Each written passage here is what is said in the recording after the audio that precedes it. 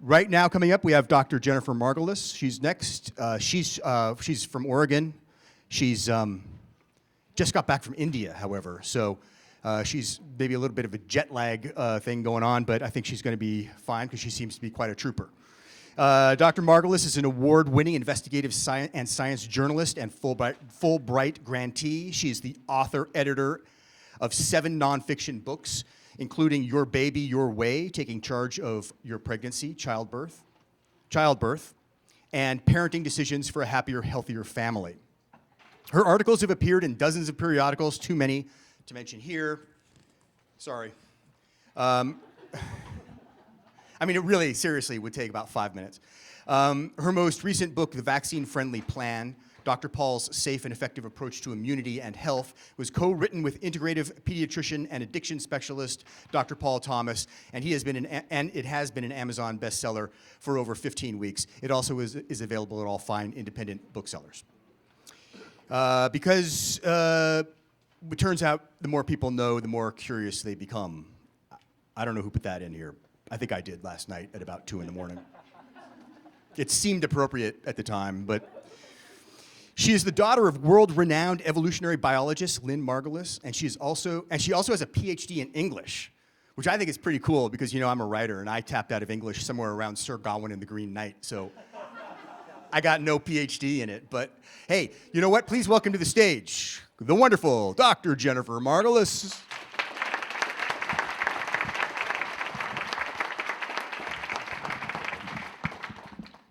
Thank you, Garth. Hello, everyone. Okay, we're going to work on this.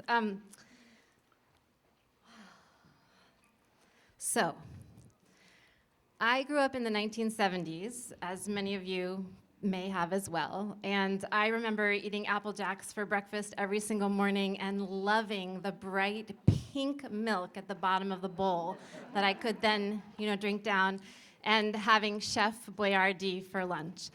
And I had a pretty conventional upbringing, I would say. I got every vaccine that was recommended, and my parents were both scientists. My father was a chemist, and my mom was a microbiologist, and we just went, they never thought that there would ever be any reason to question any doctor recommendations. The doctors knew better. They had done the research, they had done the work, and we should follow what they suggested. And then I got pregnant for the first time and had a baby. And right after, this baby was born looking like a frog with crooked little arms and legs from being wrapped up in utero for so long, and she had these enormous ears that stuck straight out at right angles. I thought she was the most beautiful thing I had ever seen. The ears are my husband's, by the way. And I just had this unbelievable rush of love and this feeling that what I needed to do more than anything in the world was protect this tiny little baby. It was like here was this new person in the world that I was meeting for the first time, but somehow I had always known her. And she was born in the hospital in Emory, actually it was an Emory University Associated Hospital, Crawford Long Hospital in Atlanta, Georgia. And the nurse came in a few minutes later. It was a very difficult hospital birth. For reasons I don't have time to go into, but the nurse bustled in with a tray and she said, time for your, in a very chipper voice, and she said, time for your hepatitis B vaccine. And here I was with this tiny little new baby, and I was a graduate student at Emory University. I was a well-educated person, and I knew that hepatitis B was a sexually transmitted disease. I also knew that I had been in a monogamous relationship with my husband for 3 years, and that I had had excellent prenatal care, and that I was hepatitis B negative, and so was he. And so were any of the caregivers that my daughter might come in contact with. And I got very uncomfortable. I had never had a reason to question vaccines in any way, shape, or form. Not only did I get them as a child, but then I worked in West Africa and had a whole other round of vaccines. I've had vaccines for diseases that you may never have heard of. I've had the oral polio more than once. And all I said to the nurse was, I said, I want to talk to my doctor. I'm not sure I want to do that. And the nurse got very angry. She narrowed her eyes in anger. And I was not saying I didn't want to give my daughter the hepatitis B vaccine. I was just saying that I wanted to find out from her pediatrician. I just needed more information. I had been blindsided by a very difficult labor and delivery, and in my protective mama bear mode, I wasn't ready to do that. So 2 weeks later, we went to the pediatrician. It wasn't the first time, but it was the time that it came up again. And my husband came with me to that visit, and she's checking out our scrawny little frog-like baby, and I said, listen, I didn't do the hepatitis B vaccine. And I said it like I was confessing a crime. And the doctor was completely nonchalant, and she sort of tossed out over her shoulder, oh, that's a good thing that you didn't do that. I have a fax on my desk. Hepatitis B has been counterindicated in newborns. They're not recommending that anymore. So my husband turned white as a sheet, and I felt my face go numb, and I thought to myself, well, what if I had done the hepatitis B vaccine, and now she's telling me it's a good thing that I didn't do it? And it wasn't until 10 years later that I understood what had happened. It's not true. As you all know in this room, and I'll show you, the hepatitis B vaccine is given to every newborn in the United States, regardless of risk.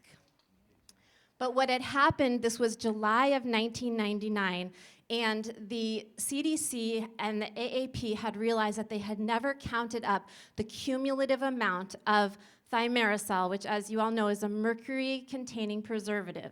They had never looked at the childhood vaccine schedule to count up how much thimerosal a baby was being exposed to. And indeed, as in a precautionary measure, they had, I think it was the AAP, I'm not sure, somebody probably knows, but had faxed every doctor in America and said, until we figure out what's going on, we're gonna temporarily suspend hepatitis B. And it was a 2-week window. It just so happens that my daughter was born then. So after that 2-week visit, I realized that it was my responsibility to figure out what I wanted to do and how I was gonna vaccinate my child, and I wanted to really look into it.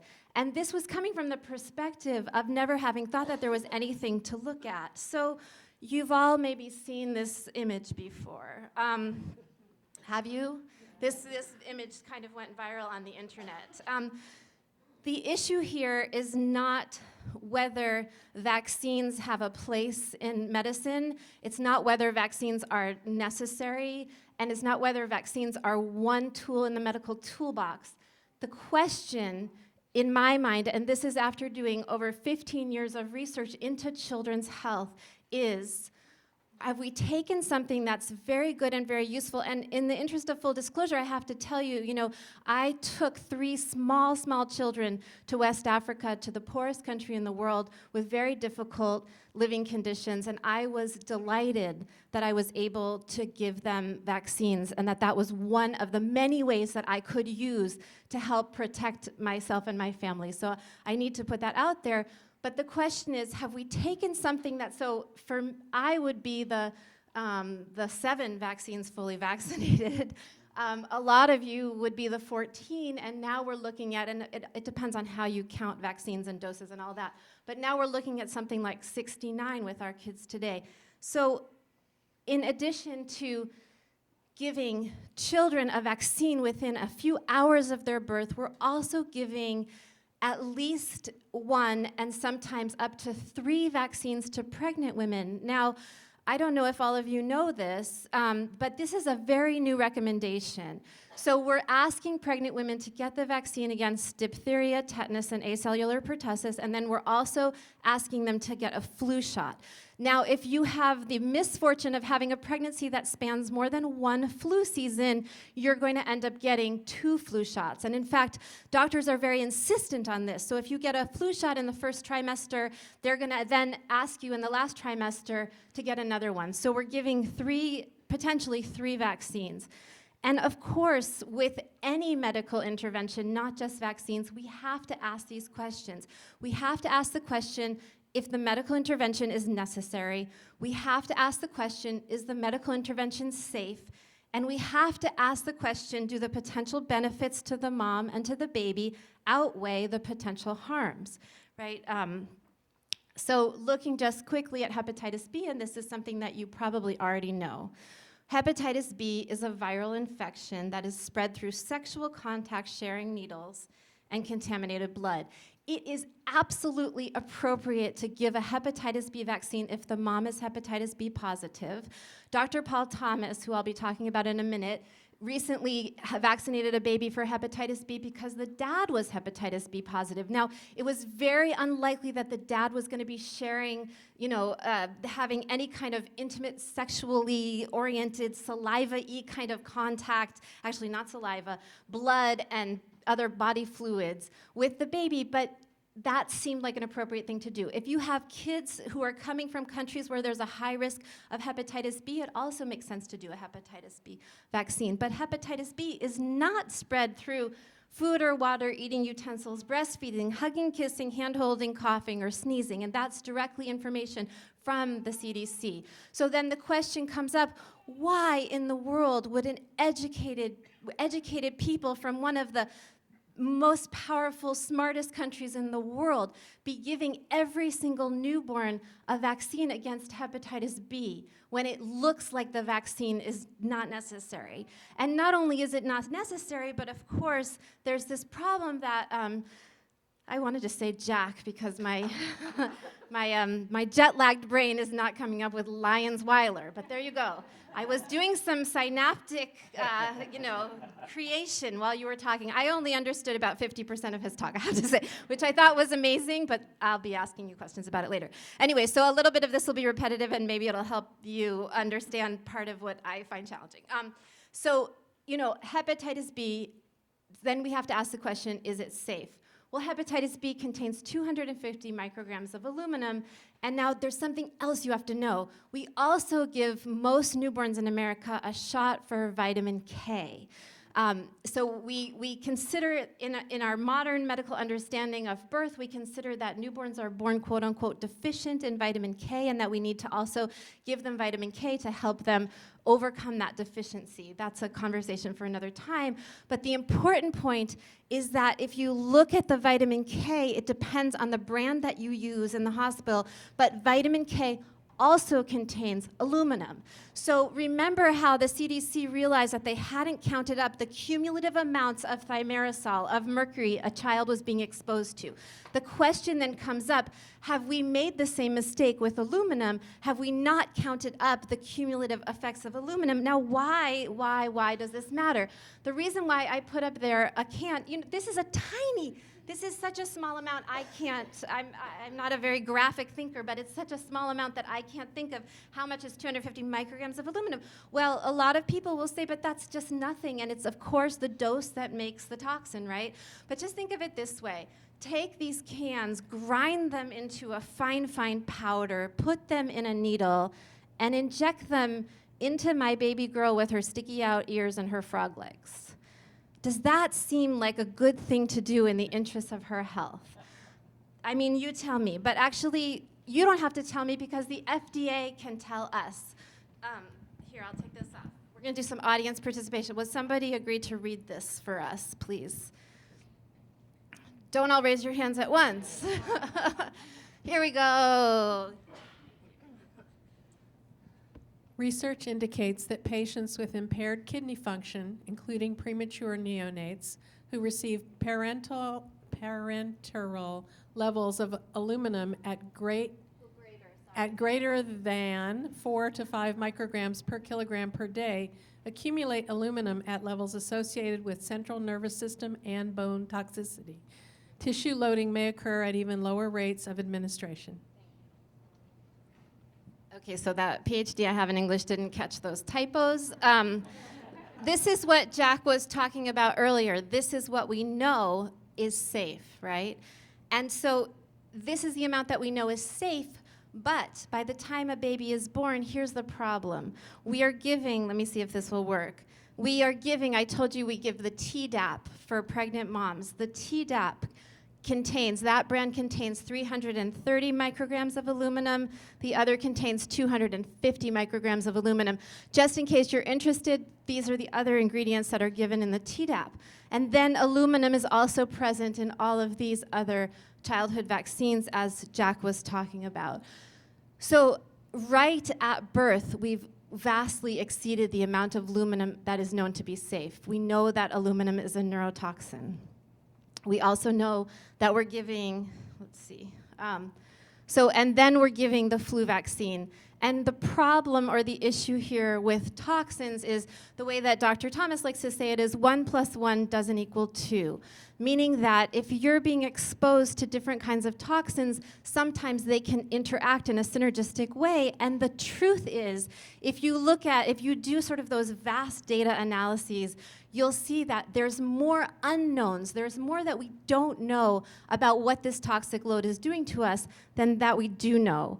But here's what we know. The proof is in the pudding. I like to say it that way. The proof is in the pudding.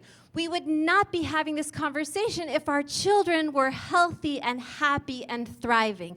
We would not be concerned about this in any way, shape, or form.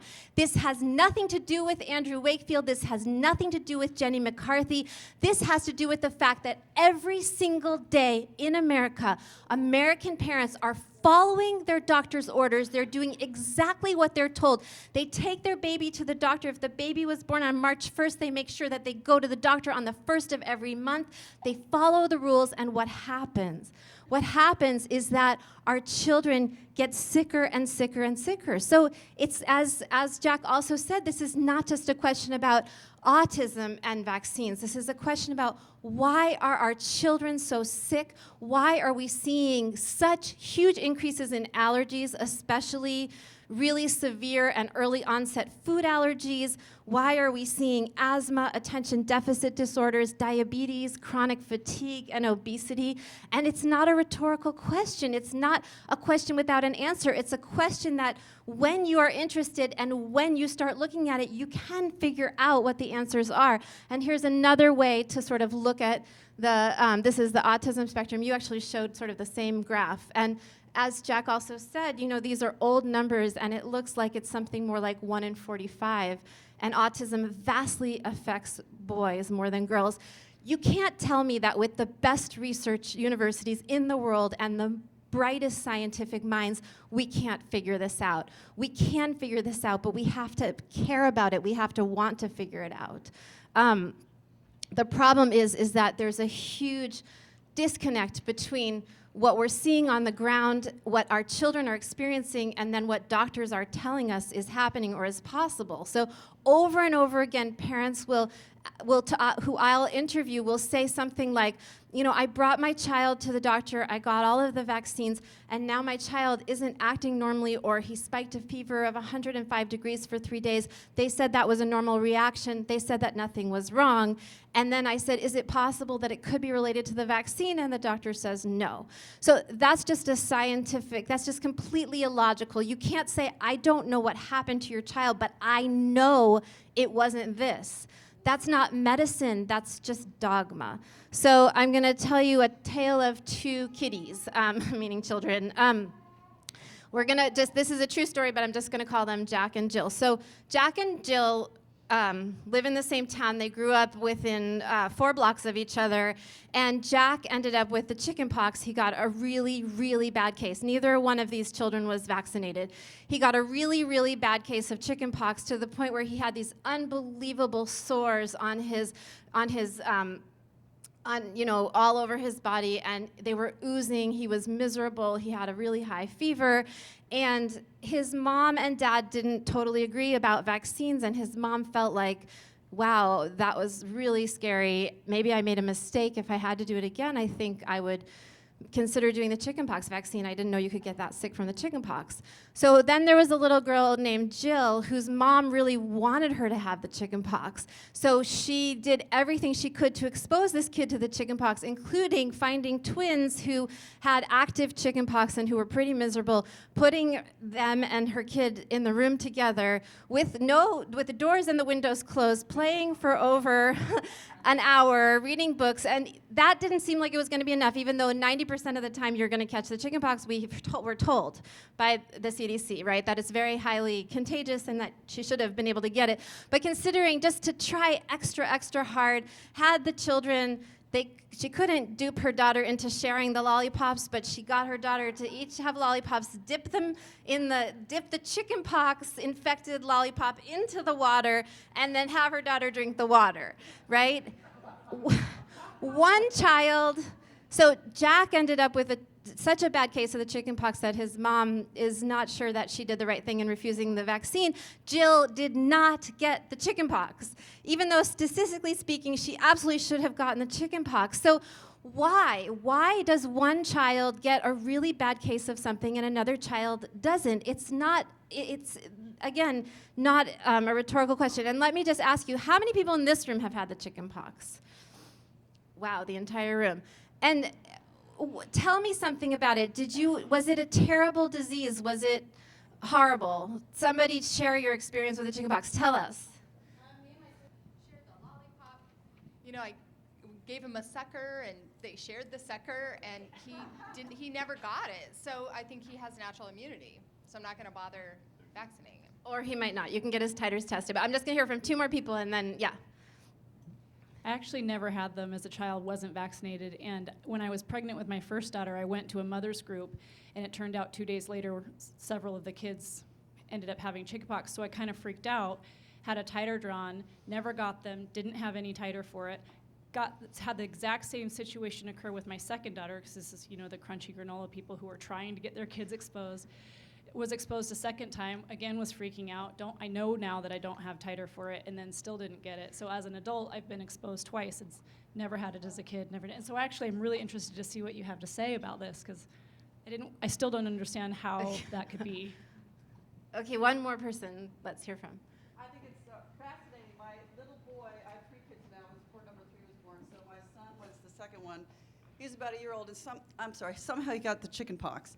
And I wanted to make sure that my 3-year-old daughter got the chickenpox too, but when he got about 100 sores on his body, and it wasn't so bad for him, or me either. But my daughter got it, and she only got about 10 sores. Okay, so thank you. Same household. So let's answer that question together. So why are we hearing this? Why is it impossible for this one mom to get sick even though she's dying to? And then why did her son get a really bad case and her daughter didn't? You tell me. And Dr. Lyons-Weiler is not the only person who's allowed to answer this question. You tell me. You all know the answer. Yes. I mean, there's many answers, right? I don't have the answer to that at the moment. What I wanted to comment is what I think is worse about having the chickenpox is that our moms put calamine or merthiolate or mercurochrome on us, which we're putting mercury in an open wound, right? Yes. Did anybody else get mercurochrome or merthiolate or calamine lotion on your open wounds when you had chickenpox? Yeah, we used to also put mercury in teething powder. Did you know that? We used to put it in the teething powder to... So I had Pink's disease as a child with peeling hands and feet. Wow, interesting. Okay, you can all shout out the answer to this because we're going to end up with a long list here. But what are the reasons? What are the reasons that some kids get sick and others don't? Okay, so environmental exposures, meaning 2 things. If you're exposed to the disease, right? But although we just heard from people... Well, what else? Is that what you meant, if you're exposed to the disease? No. Toxic. Okay, right. So toxic exposure. Sorry, I'm writing environmental exposure like if you're exposed to the disease, but then also toxic exposures. Meaning that if your body is polluted, you might be more apt to succumb to an illness. Is that what you're saying? So we call that the body burden. That's what they're calling it now. That we know that, for example, they're saying that children are born pre-polluted, meaning that they have known toxic exposures already measurable in their blood, and that could be one of the reasons that they're succumbing to diseases. Yes. I'm really glad you brought that up. I got chickenpox at 16, no problem, but my 2-year-old brother who had asthma and had been exposed to all the steroidal chemicals had an incredibly hard time with the chickenpox, and I think a lot of people, asthma is so prevalent right now, people don't know the link between steroids and increasing problems with chickenpox. Okay, so you said two important things right there. So other illnesses, we know that this is true about when you're exposed to a disease or when you're exposed to toxins, that if you have other illnesses, so in the case of your brother, he already had asthma, so his body's fighting asthma, so then fighting chickenpox makes it harder. What else?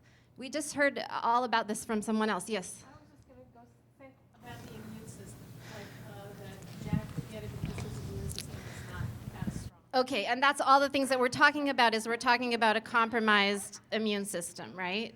So what else compromises your immune system? Tell me, you all know. Genetics, thank you. Somebody else said lack of sleep, which is true. Don't say that to me because I haven't slept more than 4 hours in about 5 days. What else?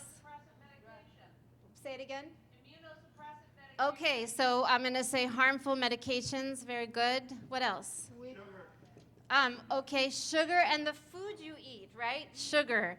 Everybody understands profoundly that you can't put the wrong kind of gas in a car and expect it to run. I was just talking to a mama yesterday at dinner who said, she asked her doctor, is it possible that some of my son's problems are related to his diet? And she said, ha, ha, ha, absolutely not. So sugar and diet. We know that sugar is toxic, right? Everybody's read that article in the New York Times, is sugar toxic? We also know that it depends, what you eat makes a difference. So if doctors are gonna start kicking people out of their practice for not vaccinating their kids, they can kick people out of their practice for feeding them Pop-Tarts for breakfast. What were you gonna say? What about weak hormonal systems? Okay, so when you have endocrine disruption, I'm going to say it this way, right? When you have endocrine disruption, that can also play a part.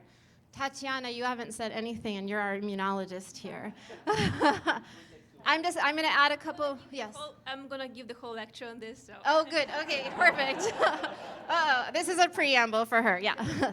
So another thing that we think plays a role, and that we think the human immune system is a complicated and fascinating thing, as is the whole human body, and we're not actually human, and I'm going to get to that later. But we also think that that vitamin D is playing a role in the immune system. So if you are completely starved for sunlight, if your kids are never going outside, so I'm going to write vitamin D deficiency, which seems to be another big one.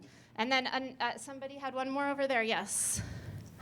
Rephrased immunosuppressive medication and harmful medication. Some medications are taken specifically for the purpose of suppressing the immune system.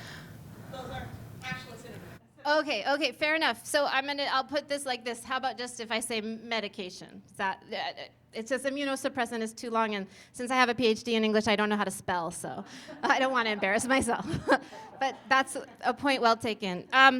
So another thing is if you have a disrupted microbiome, that's another huge one that plays a part in it. So we know this, and I'm going to get to that in a section. So anyway, and there's one other huge one that I haven't written down yet. Stress? Thank you, stress. So stress is huge. Stress plays a really important role in our immune systems. If we are stressed out, if we're in a chronic state of inflammation due to stress, that can make it much more easy for us to succumb to disease. And I think in the case of Jack and Jill, obviously we're hypothesizing here, right? I don't know how we could do a really careful study on it, but one of the big differences between these two children, I think, was stress. So all of these play a role. Moving right along. So here's what we know. We know that unborn babies are especially vulnerable to maternal inflammation, both from illness and from toxicants, from environmental toxins. So there's good news and there's bad news about pregnancy. The good news is that the fetus has the two things. The fetus has the mom's liver, which is one of the organs that helps, and the fetus has the placenta, right? So in some ways, an unborn child is in some ways protected from harm while the child is developing that a newborn, that a small baby doesn't have. At the same time, unborn babies are so incredibly vulnerable, and we think that the vulnerability is especially in the first trimester, which oftentimes women freak out because they don't know that they're pregnant, and and then you realize that it's those first 3 months that seem to be more of a critical window than later, and I'm going to explain that a little bit more in a second. So then the other thing, of course, is that childhood. Oops, sorry. So, childhood is another time when we are especially vulnerable. Now, not only to disease, but also to toxic overload, okay? And the reason why is that as Jack was telling us, our brains are growing at this exponential rate, and theoretically, our brains keep growing and keep forming synapses until adulthood. Sometimes one wonders if that's totally true. But as a child, it's amazing, and you can sort of see it happening before your eyes. And then the tiny little babies are more vulnerable to bigger exposures because they're so small. That makes sense to everybody, right? Okay, so the dose makes the poison, we think, but even tiny, tiny little doses when we're talking about times of vulnerability can be poisonous. And then there's one more comment here, which is that, so who knows what this is, what these are? You get way extra points if you can tell me what bacteria this is. Who said that? The brilliant person in the room over there. So what is lactobacillus? It's a normal bacteria that can populate our gut that is actually an alkaline for us that helps us to break down our food and digest our minerals. Yes, thank you.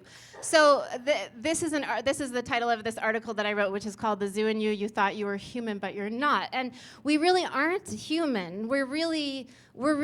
You see me up here as a human person, but if you could take a snapshot of me, you would see that I actually am.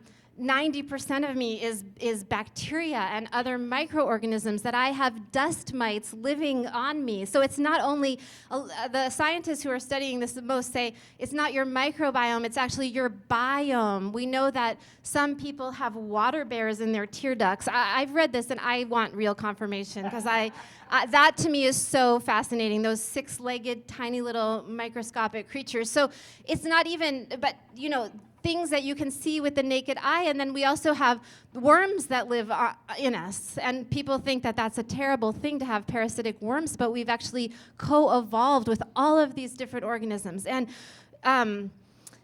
let's see. There's some very technical science that I was going to go into here, but I don't think that my jet-lagged state is going to get us there. But the one thing I want you to know is that our immune system, right, a compromised or disrupted microbiome, when I asked an immunologist, what do you wish that everything she said I couldn't understand and made her repeat 13 times. And I said, what's the one thing, the one takeaway you would want my readers to understand about the human immune system? And she said that most of your immune system is in your gut. That most of the work to fight off infectious disease is actually happening in your digestive tract, if that's a way that I can say it. So when you keep all of this in mind, I think it's really important that we use the precautionary principle. You all know, you've all heard that before, the precautionary principle. Nobody's nodding. Okay, somebody want to read this so that, yes. I'll call on you if you don't volunteer. Go ahead. If an action, policy, or medical intervention has a suspected risk of causing harm, the burden of proof that it is not harmful falls on the action. Okay, does that make sense to everybody? The idea is that if there's something that we're doing that seems like it might be harming us or harming our children, you cannot assume that it is safe. You cannot assume that things are safe because they've never been studied. And unfortunately, that's what we're doing. And I want to just tell you about a couple of the biggest culprits now that we assume to be safe. So in the early, in the late 80s, in the early 90s, aspirin started getting a really bad reputation because of its connection with a very rare disorder called Reye syndrome. So instead of aspirin, doctors started using acetaminophen, which is the main ingredient in baby Tylenol. How many people in this room have been told by a doctor to give their child Tylenol? Raise your hand. There had never been any indication that Tylenol was safe, that it was okay to give acetaminophen to babies. And it turns out, so it's in over 600 over-the-counter and prescription medications. It's one of the most widely used pain relief medications in the hospital. And it turns out that it is absolutely toxic. What Tylenol does is it depletes the body of glutathione. The way that I've heard this explained is that think of glutathione as nature's mop. So go back to the aluminum cans that we're now grinding up and injecting into our kids. It doesn't matter if you're exposed to harmful substances. It doesn't matter if your body can get rid of them. And in fact, that's something we should have put down on that list right there is if you have healthy methylation pathways, if your body can rid itself of toxins, bring on the toxins, right? If you are compromising your body's ability to get rid of toxins, which is exactly what acetaminophen does, it makes it so that your toxins stay in your body, then you've got a problem. Then you've got a really huge problem. So it turns out there have been 3 studies done on this. So you saw the slide that Jack showed earlier that showed that we don't really do testing on pregnant women, right? It's considered unsafe. It's okay to give them untested products, but it's not okay to actually test them because it's such a vulnerable time period and we don't want to harm them. So we do these retrospective studies where we look at these big databases, and these databases are mostly in Scandinavia. So I just want to tell you about 3 studies. And actually, this week, while I was overseas with no internet access, a really comprehensive review article about acetaminophen just came out, which is, I can't wait to get my hands on it and to read it. It's really, really important. But it looks at all of the existing scientific literature, both in the population studies and also the in vitro. And it's by a team of researchers from Duke and from Harvard. And I will tell you that the lead researcher on that study is a guy named William Parker at Duke University. And he really believes that once we actually do well-designed studies, that a very significant amount of autism could be avoided if we would stop giving children acetaminophen, if we stop giving pregnant women acetaminophen. So in this case, 48,000 pregnancies in Norway, and they found that prenatal Tylenol led to substantially adverse developmental outcomes at age 3 years of age, right? The next study was 64,000 children in Denmark, and that children whose mothers took acetaminophen during pregnancy were at higher risk of attention deficit disorders. The more often it was taken, the worse the outcome. Most of the Tylenol studies have shown that the more you take it, the worse it looks like it is for your children. And then there was a smaller study, Spanish study of 2,644 mother-child pairs that prenatal acetaminophen exposure was associated also with autism spectrum symptoms in males and adverse effects on attention-related outcomes for both genders. But do you notice something about these 3 studies? Yes, what do you notice about them? Well, if they're the kind of mainstream people that are taking acetaminophen, they're probably if they're the people that are taking acetaminophen, they're probably the same people who are vaccinating their kids. Okay. That's a good point. And what else? That all 3 of these studies are prenatal, right? So, and what did I just tell you about prenatal? That when you've got the mother's liver to help you, because what acetaminophen is doing is actually harming your liver, but you've got the mother's liver there and potentially the placenta. We've actually seen that acetaminophen can cause disintegration of the placenta in, I think that was a rat study. So the question is, what is acetaminophen doing to a baby right after birth? So you get a vaccine and the baby spikes a fever and the doctor says it's okay, just give him some Tylenol, and then you take the baby in for a circumcision because that's what you've decided to do, and the doctor says, oh, give him some Tylenol prophylactically, and then you see that this baby has this raw, open wound and he's crying every time he pees, and the doctor says, give him some more acetaminophen. So going back to the dose makes the poison, and the fact that we've seen in the prenatal studies that every time we up the ante with the acetaminophen, we see worse effects. It's like we're creating a perfect storm to damage our children's brains. There's something else. Those studies are Oh yeah, that was something thank you. I actually wanted to mention that too, is that we aren't doing any of these studies in the United States. We're doing all these studies overseas, and we've got to study. So what William Parker at Duke University really believes is that as soon as we start looking at acetaminophen postnatal exposure, that it's gonna be huge. And if we could evoke the precautionary principle, we would simply do this. We would take acetaminophen off the pediatric market. It is not safe for our children to use acetaminophen. And I'll go out on a limb and say something very unpopular. Baby aspirin was a wonderful thing. And it's like everybody got terrified of using aspirin. If tomorrow we went back to giving kids aspirin, I think we would see a huge shift for the better in our children's health. I don't know that could ever happen because of the culture of medicine and the culture of our belief system, but honestly, because people say to me all the time, well, if I can't give my baby Tylenol, what can I give, right? What should I do? And what is the answer to that? I mean, it's another conversation. Part of it is that we know that we need to not actually be treating fevers the way that we're treating them, but if you need something to reduce fever, I would put it to you that aspirin is a wonderful thing. I could get shot for that. So there's something else that I want to bring to your attention, and I saw, is Jack still here?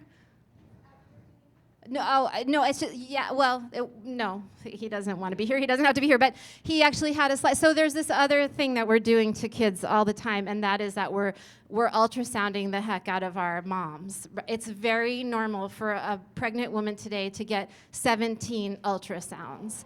And absolutely, totally normal. I've interviewed women who have gotten upwards of 25 ultrasounds. And basically, you walk into the doctor's office and they say, oh, do you want to take a little look at your baby?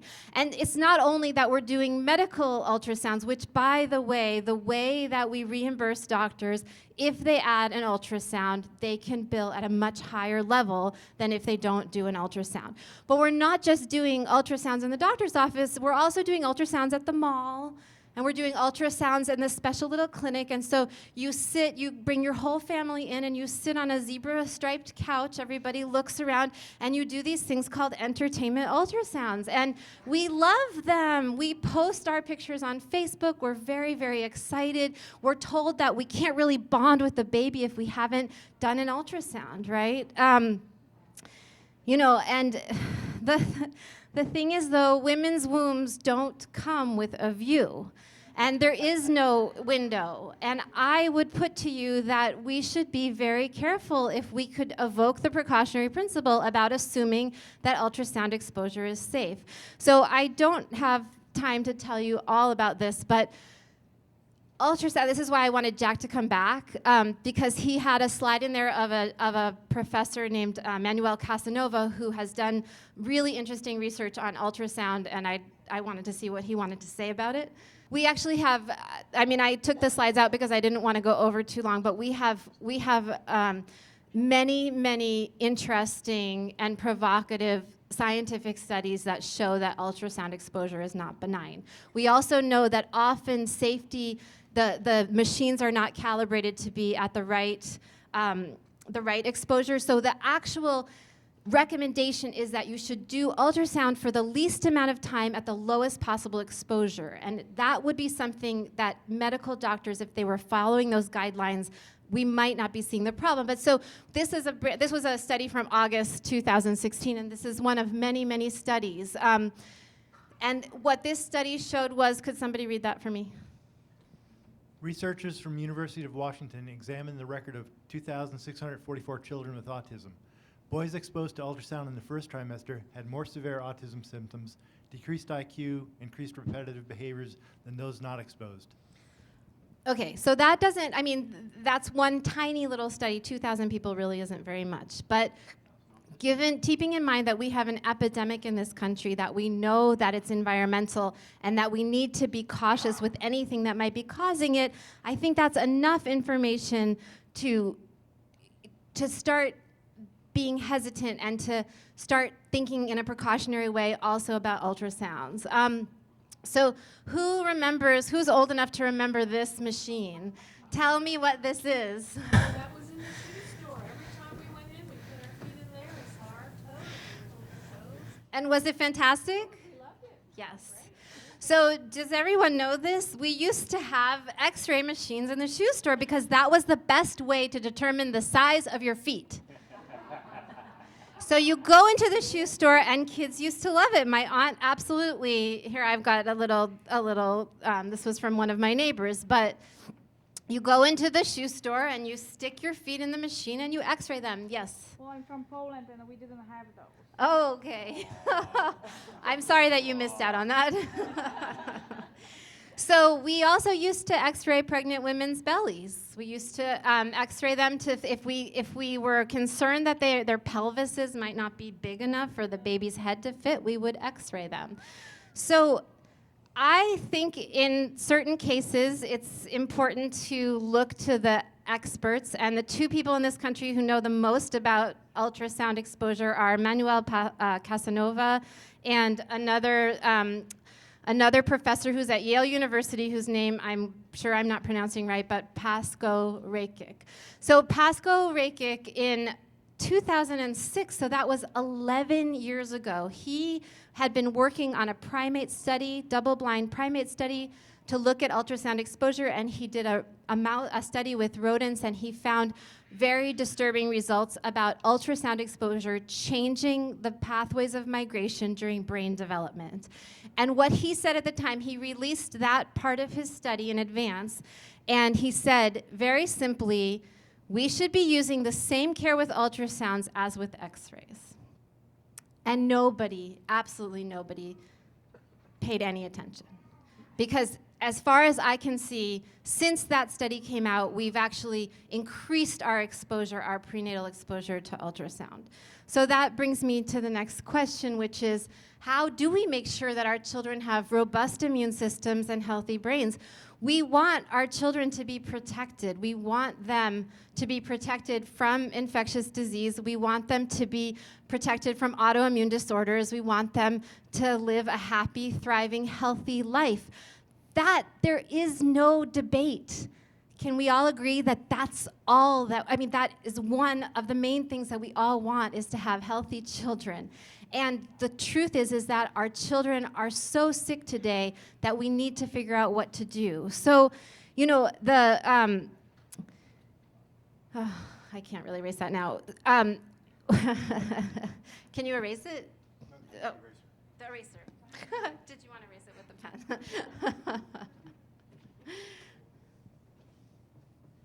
All right, let's do that. I have a question. Yes. So let's say next year my daughter is pregnant. How she can convince her doctor that she doesn't want to get the ultrasound? So first of all, the doctor is her employee, and she is the doctor's boss. Oh, yeah. And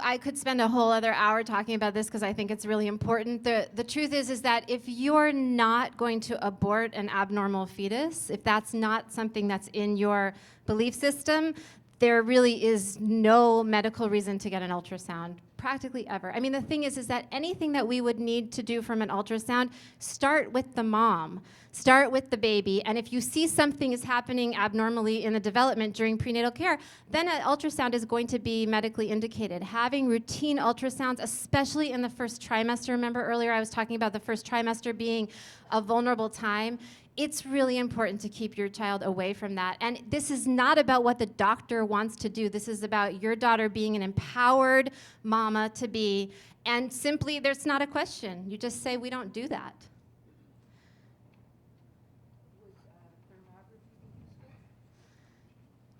Would thermography be useful? So, I'm going to evoke the precautionary principle again. You show me the study that shows that thermography in pregnant women is safe, and I'll say, go ahead and try it. But, our wombs really didn't come with a view. And I really don't know that we need to be looking inside them. So we found out we shouldn't be x-raying women, right? We know that if you x-ray a fetus, then that leads to a higher risk of cancer later in life. And so then now we ultrasound the heck out of them and we think that that's safe. What if we don't do either of those things? But let's move on. Okay, so I'm going to start this off by saying, so how do you keep your kids healthy and safe, right? Healthy kids, how do you keep them healthy? One thing I just want to write down is that you have to keep the bacteria healthy, because I don't know that anybody will say that. You don't raise Keep them your with a cell phone. bacteria healthy. What? Don't raise them with a cell phone. Okay, limit screen time. Can I say it that way? Limit screen time, and can I also say exposure to, limit exposure to, what are those called? EMFs. You can tell this is a very sophisticated crowd. I have 10 minutes. What? Go outside. Well, hallelujah, go outside. Why do we want to go outside? What's important about being outside? Vitamin D. Okay, good. What else is important about being outside? Is that you're playing in the dirt. Our bacteria love dirt. Eat some dirt. Just don't eat like, toxic-laden, horrible dirt. Eat healthy dirt. Dirt is teeming with bacteria and microbes, and lots of them are good for us. Let your kids get dirty. Somebody else said something really important. Lowering the stress with outside. Yeah, thank you. That's right. No Tylenol ever. No Tylenol. What else? When I was pregnant, I took 13 antibiotics, and I know that was really wrong, but I Okay, learned it later on. so trying to avoid antibiotics is another one that's really important. That's going to be there. Somebody said feed them good. I like the way you said that. I'm going to write it down just like that. Feed them good. Meeting.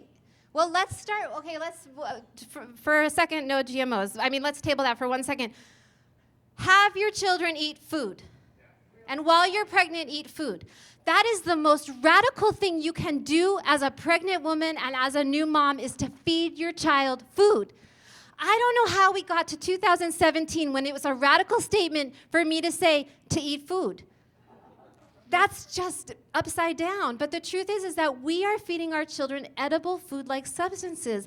That bright pink milk that I love to drink, we know that food dye that's been approved by the FDA, though it shouldn't be, is contaminated with carcinogens. We know that it leads to all these different problems when we look at the industry-sponsored animal studies, that those food dyes are not food, they're just toxic. They're petroleum-based toxins that we want our kids to stay away from. So feed them good. And then the no GMOs, something really interesting about this, and I'm not going to get the details right, is that, the mitochondria in our bodies used to be free-living organisms. They used to be their own bacteria. And it turns out that you can hear people say that, I always pronounce it wrong, but glyphosate is that it's fine. It doesn't harm your animal cells, but we know that it's toxic to bacteria, to the bacterial cells in our body. So even though we think, some of the excuses about why GMOs are not toxic are actually completely wrong. And I can give you more accurate details when I've gotten more than 4 hours of sleep on that. What else? Okay. So I'll write that down, adjustments. What else? Sleep. What else? Clean water. Okay, clean water. And a lot of our water is not clean in the United States. A lot of our water actually contains antibiotics, and it contains endocrine disruptors. So actually filtering your water is a really good idea. It's not just the water in India that can make you sick. A lot of love, less stress. Thank you. So love and less stress. What that means is zero separation of a mama and a baby. When a baby is born, there's only one place that baby needs to be, naked, skin to skin, on that mom, going absolutely nowhere. And anything that a doctor wants to do to the baby, the doctor can do while that baby is on you. You should not ever be separated from your baby. We're human beings, we're mammals. Active skin to skin promotes growth hormones, and we need that to be healthy. It goes back to, if I had a second board here, that stress that leads to disease. The opposite is true. Love and nurture and touch and comfort leads to health. And I would like to see the doctor in America who tells a mom and a dad, just love your baby. I mean, we love our babies, but we forget to be told how important that is. That's absolutely key to keeping our kids healthy, which does not mean that your child is sick because you don't love them. Please don't misunderstand me. It just means that prioritizing time with our baby, like the wonderful moms in the back who are rocking their babies and holding them in their arms, they are giving them a lifelong potential to have good health and feel confident about themselves. There was a hand here someplace. Yeah, breastfeeding. Thank you. Okay, breastfeeding. And that means exclusive breastfeeding right from the beginning of life. And okay, so we wanted to answer this question. So this is Paul Thomas, who you heard a little bit about before. What am I saying here? Okay. That's me looking skeptical. I met Dr. Thomas because we both he closed his practice and he went to testify in front of the Senate Health Committee against SB 442. I met Bob Snee that day too. And here was a doctor who stood up, who at that point had 11,000 people in his pediatric practice, several other practitioners, of course. And he gave an inch-thick packet of information to every one of those senators, and he said, I have these astounding results. I'm changing the current CDC vaccine schedule based on evidence, scientific-based changes to the schedule, and what I'm seeing is vastly less autism in my families. He basically is seeing zero autism in the families that are completely unvaccinated and a much, much lower, actually I think zero, it depends on how you kind of crunch the numbers, but like a fraction, like zero practically, in selectively vaccinated kids who follow a certain plan, and then seeing relatively the same numbers of autism in kids who were following the CDC schedule. And so Paul and I, Dr. Thomas and I teamed up to write a book and talk about what were the protocols that were working so well in his practice. So here we go. This is the cheat sheet. I'm gonna go through it really quick because I'm out of time. No Tylenol for pregnant mom or baby. We said that already. So no vaccines during pregnancy. We do not have evidence that it is safe to give a woman a vaccine during pregnancy. Until we have that evidence, we have to use the precautionary principle. No vaccines during pregnancy, no hepatitis B at birth. It is absolutely unfathomable that anyone who spends 5 minutes looking at this could think that it's safe to give a tiny little newborn 250 micrograms of aluminum. So then, yes to a real food diet for mom, baby, and the whole family. So what does that mean? That means exclusive breastfeeding. That means support for women who want to breastfeed. We believe our breasts are broken in America. We have among the worst breastfeeding rates in the industrialized world. I went to Norway, where they are #1 in infant survival, and I was very interested in why. And they have a 99% breastfeeding initiation rate. They do things differently in Norway. It's not that Norwegian women have, better working breasts. It's that we have a system. We have a medical system that undermines our ability to breastfeed. If you are not able to breastfeed, that is not your fault. That is not because something was wrong with your body. That's because you are not being adequately supported. And if you really can't breastfeed, there's on Facebook, there's a group called Human Milk for Human Babies. And I know we have small groups everywhere where there are women with freezers full of breast milk who would be delighted to give them to you. So this ridiculous thing that's circulating now about fed is best, I don't know if you've seen that, and I really hope you haven't because it's ridiculous. It's a story about a mom whose baby died because he was dehydrated, and if she had just not listened to the doctors and gave the baby formula, those evil doctors didn't let her give the baby formula. That's the narrative going around. It was published in the Washington Post. Well, if that mom had been under a holistic model of care, first of all, somebody would have been paying attention, and they would have known that the baby was getting dehydrated, and then somebody else would have donated some yummy, delicious breast milk for the mom, or helped, so that the baby could be fed. And yes, babies need to eat, but they also need to eat human food. They don't need to eat corn syrup solids that are contaminated with glyphosate.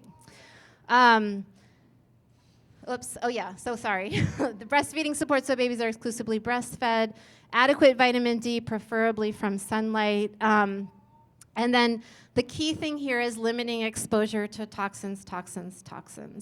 And we lay out this protocol, the entire protocol in the book that I think there are a few copies left that Paul and I ended up writing together after I hunted him down because I heard him speak to the Senate Healthcare Committee, and I wanted to know more about what he was doing. And this is a compendium of basically 45 years of information because he's been a practicing pediatrician for 30 years and I've been writing about and researching health for 15 years. So that was sort of putting it all together, 45 years of our best health practices.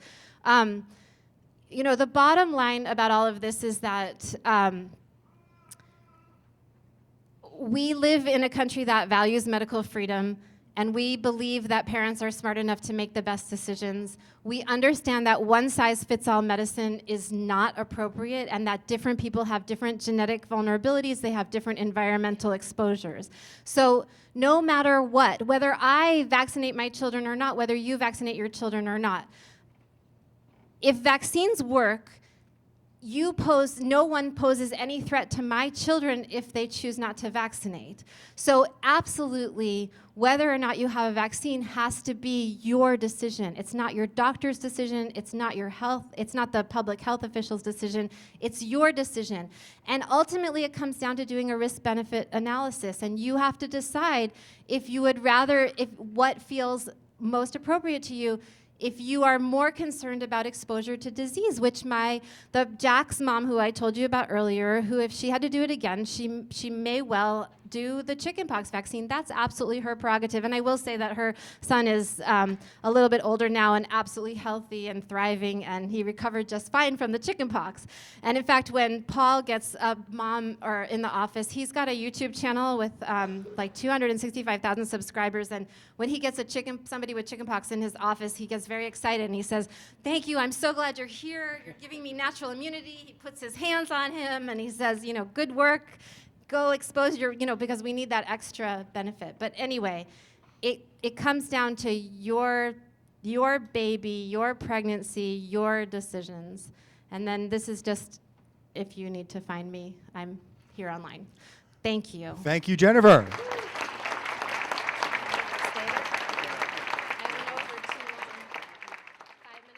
We have time for a few questions. How long do you and Dr. Thomas recommend waiting if you have two THFR mutations, or your baby does? You mean homozygous or heterozygous? Waiting or what? For vaccines? So our vaccine-friendly plan is which is laid out in detail, basically includes, for example, never give more than one aluminum-containing shot at a time. Don't do the hepatitis B vaccine during infancy. It might be appropriate when your child is a teenager to do the hepatitis B vaccine if that's something that you're concerned about. And I don't think I can answer that question like wait X amount of time, but I will say that if you're exclusively breastfeeding a child and there's not a high risk of exposure to diseases and you have some concerns about genetic susceptibility, I think that it's appropriate to decide that you feel more comfortable taking the risk that your child might get exposed to diseases that hopefully his body or her body will be able to fight off than to take the risk of vaccinating a child who might get damaged by disease. I will say if I were having a child today, my number one concern would be autism and autoimmune disorders, and I would want to be doing everything I could to make sure that my child doesn't get those. That concerns me more, me as a mom of 4, than chickenpox or measles or other infectious diseases. I don't know if that helps. Sure, sorry. Hi, I appreciate what you said about acetaminophen, and it's one of those drugs I try really to discourage my patients, especially my pediatric patients, from using, although I don't tend to go for needing antifibrils or analgesics. But I was wondering if you had an opinion on ibuprofen. So I have an opinion on ibuprofen that's not like an exhaustively researched opinion. What we say is, or what is said, I should say, is that it's safe to use ibuprofen after 6 months. I don't like ibuprofen. I have concerns about it. I don't think that that's a good alternative necessarily. I mean, I think if you need pain relief, the best thing to use is turmeric. And that is actually an incredibly effective food-based, I mean, it's just a food, it's a root, right, way of reducing inflammation and stopping pain. And then that there's other ways to reduce fevers, you know, like, I mean, some of these things are what our grandparents or our great-grandparents used to do, you know, the cold washcloth to the forehead. Well, sometimes they don't need to be suppressed, absolutely, but there are a few times where it can help, you know, if the kid's in a lot of pain. Absolutely. Right, and there's also the placebo effect on the mom. Like, it makes you feel better because you gave your child something. And in those cases, I mean, I don't know about a child under 6 months, but we use turmeric in our family to with great results. Oh, sorry. I just had a comment that I worked at a liver transplant center with a hepatologist who said if Tylenol and ibuprofen came out today, it would be prescription. It's only because they've been grandfathered in that it's too hard to take off the market, but they are dangerous even in adults. And so that's that. And as far as I had a question about the vitamin K that you had mentioned. I had not heard about that containing aluminum. Of course, I hadn't researched it, and I made a snap decision to give it to just because I didn't know if my baby fell or something. They don't have the clotting factors in the first 7 days, I think. So I don't know what brand was given. But is it all brands that have aluminum, or some have more than others? No, you have to look at the actual brand and the package inserts. And 2 of the brands that I found had aluminum. This was, Paul and I got into this big fight because Paul was recommending aluminum. I mean,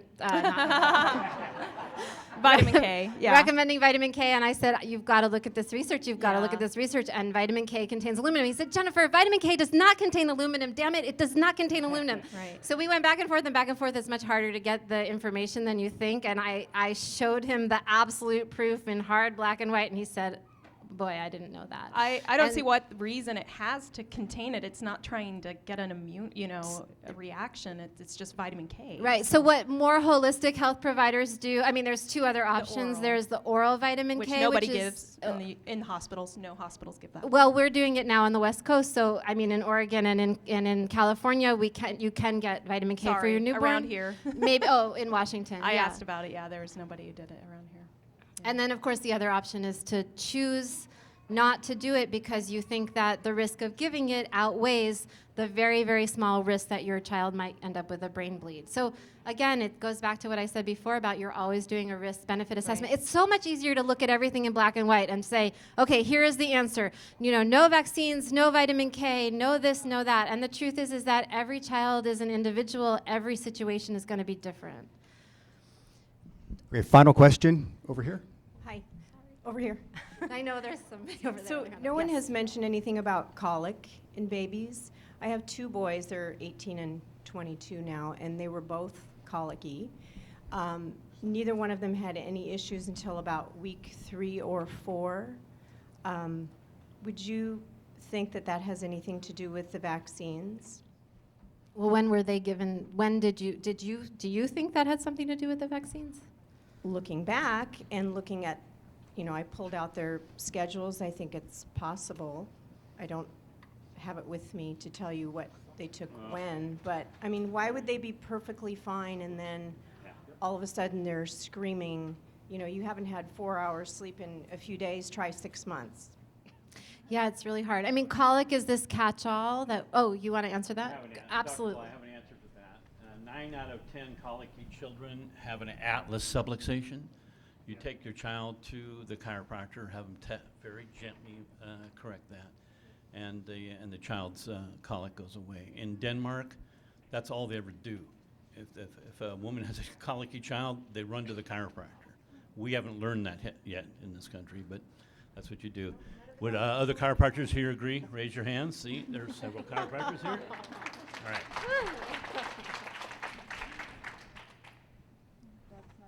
That was our last Okay, and ladies and gentlemen, a round of applause for Dr. Margulis.